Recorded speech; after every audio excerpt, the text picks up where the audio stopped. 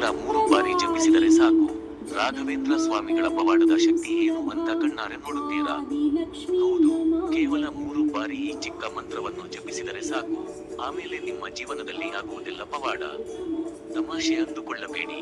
ದೈವಿ ಶಕ್ತಿಯ ಮಂತ್ರ ಜಪಿಸಿದಾಗ ಆಗುವ ಪವಾಡವನ್ನು ಅನುಭವಿಸಿದವರಿಗೆ ಮಾತ್ರ ಗೊತ್ತು.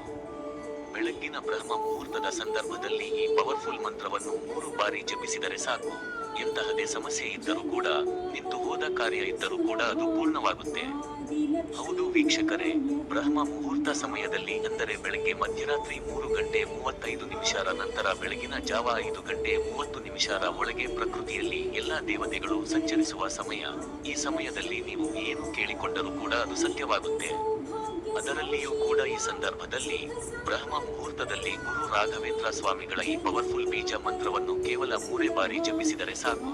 ನಿಮ್ಮ ಕೋರಿಕೆ ಏನೇ ಇರಲಿ ಅದು ನೆರವೇರುತ್ತೆ. ಯಾವುದೇ ರೀತಿಯ ಅಡೆತಡೆಯಿಂದ ನಿಂತು ಹೋದ ಕಾರ್ಯ ಪೂರ್ಣ ಆಗುತ್ತೆ. ಆದರೆ ಒಂದು ಷರತ್ತು ಏನಂದ್ರೆ, ಇದನ್ನು ಸೂರ್ಯೋದಯದ ಒಳಗೆ ಅಂದರೆ ಬ್ರಹ್ಮ ಮುಹೂರ್ತದಲ್ಲಿಯೇ ಜಪಿಸಬೇಕು. ಇದನ್ನು ಜಪಿಸುವಾಗ ನೀವು ಸ್ನಾನ ಮಾಡುವ ಅಗತ್ಯವಿಲ್ಲ, ಯಾವುದೇ ಪೂಜೆ ಮಾಡುವ ಅಗತ್ಯವಿಲ್ಲ, ಶುದ್ಧಾಚಾರ ಬೇಕಾಗಿಲ್ಲ. ಬೆಳಗ್ಗೆ ಬೇಗ ಎದ್ದು ಎಲ್ಲಿ ಮಲಗಿರುತ್ತೀರಿ ಅಲ್ಲೇ ಕುಳಿತುಕೊಂಡು ಈ ಮಂತ್ರವನ್ನು 3 ಬಾರಿ ಜಪಿಸಬೇಕು. ಗುರು ರಾಘವೇಂದ್ರ ಸ್ವಾಮಿಗಳ ಅನುಗ್ರಹದಿಂದ ನಿಂತು ಹೋದ ನಿಮ್ಮ ಎಲ್ಲ ಕೆಲಸ ಕಾರ್ಯಗಳು ಮತ್ತೆ ಪೂರ್ಣ ಆಗುತ್ತೆ.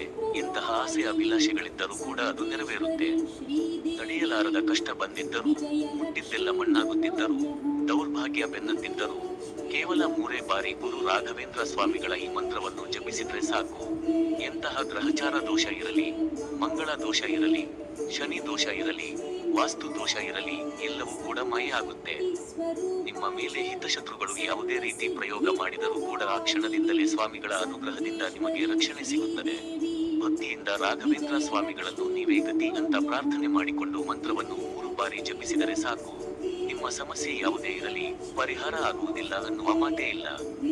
ಹಾಗಾದರೆ ಈ ಮಂತ್ರ ಯಾವುದು, ಯಾವ ರೀತಿ ಜಪಿಸಬೇಕು ಸಂಪೂರ್ಣವಾಗಿ ತಿಳಿಸಿಕೊಡ್ತೀನಿ. ನೀವು ಗುರು ರಾಘವೇಂದ್ರ ಸ್ವಾಮಿಗಳ ನಿಜವಾದ ಭಕ್ತರಾಗಿದ್ದರೆ ಈ ಕೂಡಲೇ ವಿಡಿಯೋ ಲೈಕ್ ಮಾಡಿ, ಕಮೆಂಟ್ ಬಾಕ್ಸಿನಲ್ಲಿ ಓಂ ಶ್ರೀ ಗುರು ರಾಘವೇಂದ್ರಾಯ ನಮಃ ಅಂತ ಬರೆದು ನಿಮ್ಮ ಕೋರಿಕೆ